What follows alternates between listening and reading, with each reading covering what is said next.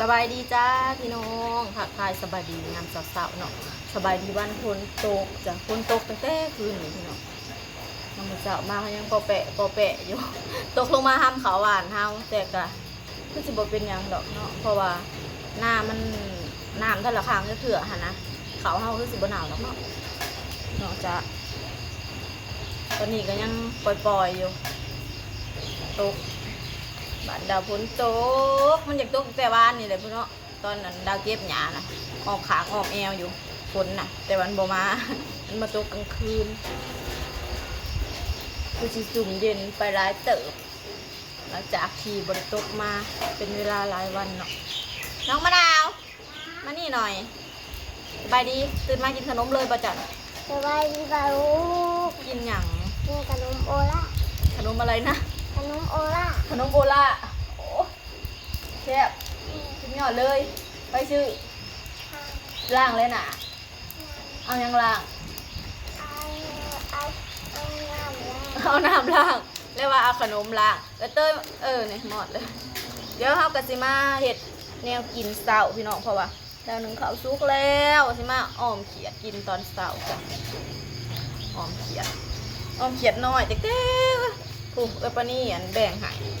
ข้าวเราไปเยื่องปุ๊บโอ้ยพุ่งออกคือเจ๊กชี้เดี๋ยวโทรชะบือคนน่ะแต่สิอ้อมเขียดน้อยพี่น้องเขียดน้อยแต่ว่ามันไข่เต็มท้องอ้อมเจ้าพระโอมเจ็บแซ่บน้ำออกเชื่อจะมาเต้นอะไรอยู่ตรงนี้กินแน่ขนม กินดีไหม ซีดีหายโอเคเดี๋ยวสิหายเบิ่งบรรยากาศอากาศดีพี่น้องเราจะออกไปเก็บหญ้ามื้อนี้เนาะสิออกไปเก็บหัวหญ้าเก็บยังบ่แล้วนี่เก็บยังบ่แล้วว่านนี่เราสิออกไปเก็บแต่ว่าฝนตกเลยก็อยู่บ้านเฮาอยู่ในบ้านเฮาก็จะเฮ็ดบุญสู่สำหาบ้านพี่น้องก็เลยสิบ่ได้ออกเมื่อไม่ทอนออกเมื่อแหละไป เอาเมื่อไก่มา อากาศดีตัว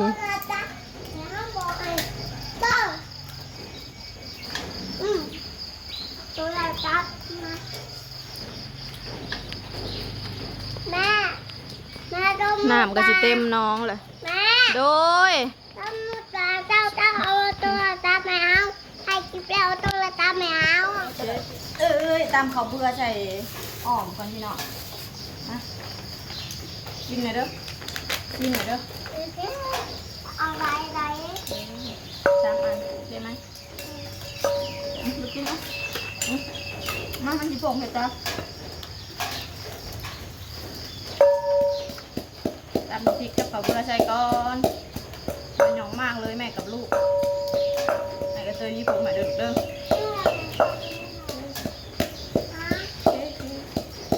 ล้วก็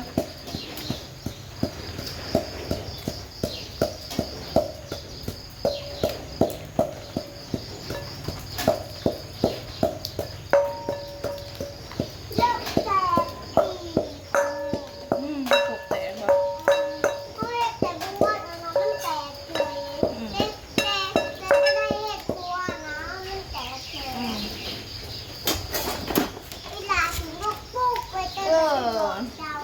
พักพี่น้องผักที่เราจะใส่มีผักโขมแล้วก็ยอดหมากยอดยังยอดผักใส่ยอดมะระนะพี่น้องยอดมะระมาสอบเอา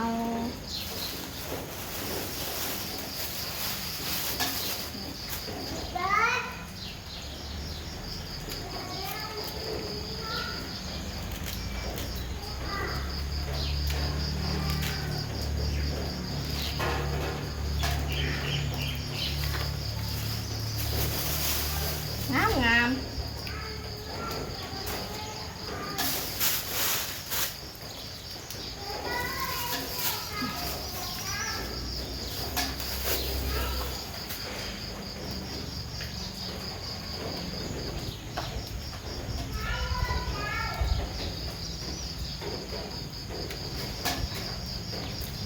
ถ้าสิแยกอะไรต่างหากเนาะมันสิขมเนาะจ้าต้องห้าสิโป้งหมอแล้วห้าผึกลงเนาะมันจังบ่ขมลืมไปสิใส่พร้อมกัน มันสิขมโพดมันสิบ่แซ่บจ้า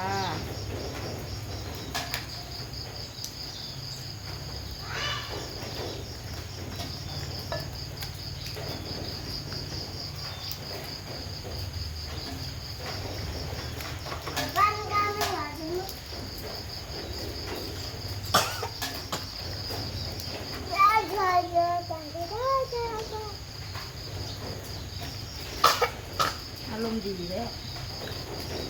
มะนาวน้อยคนงามโดย พอเขาเหล่ามันก็เป็นอย่างนี้ มันเป็นแบบไรลูก คือก็มันอยากเป็นอย่างนี้ มันอยากเป็นวัด เออมันอยากเป็นบ้าว่าวอย่างนี้แหละ ฝนตกเลย บอก โดย มันโลกอะไรเต็ม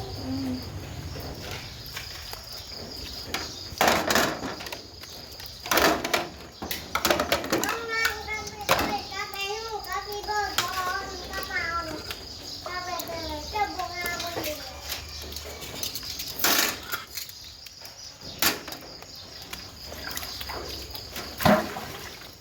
แซ่บ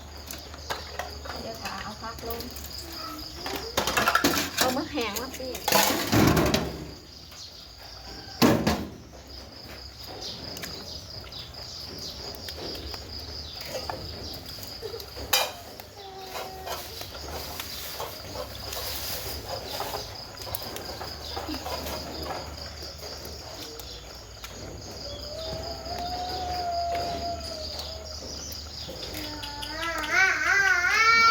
แมวเด้อใส่ผักใส่กับผักนางตู่ลงไปจ้าแมวกระโปรงหมอได้เลยว้าวแมวกับชิลักปลาหมึกขอจะกินถูกแล้วออมเขียด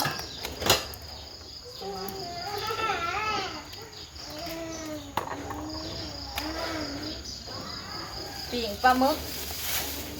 เนาะปลาหมึกแห้งยังน้อยหนึ่งปลาหมึกแห้งของฝากมาแต่เวียดนามปานาเพิ่นไปเที่ยว ประเทศเวียดนามมาซื้อปลาหมึกแห้งมาฝากเดี๋ยวเท่านี้แหละอันนี้จะปิ้งกินตอนเช้าปิ้งกินกับข้าวเหนียวแซ่บพี่น้องของโปรดเลยได้เบิดแล้ว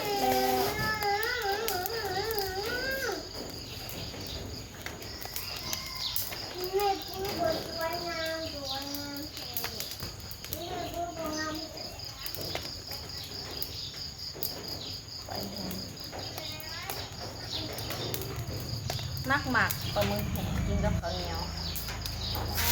เข้ากันชักกันเนี่ยไม่ยังลูกอ้าวคือจิบแพงแหน่บาด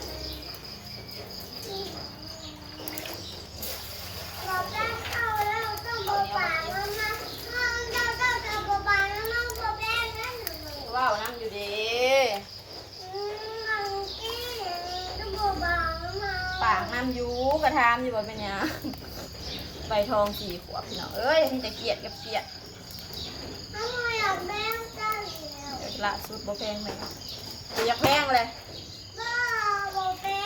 แพงหลายจ้ะแพงเลยเตยบ่แพงแม่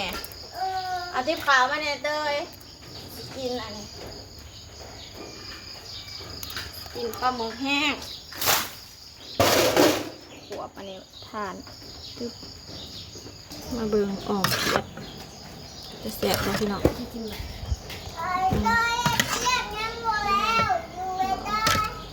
ไหนกิน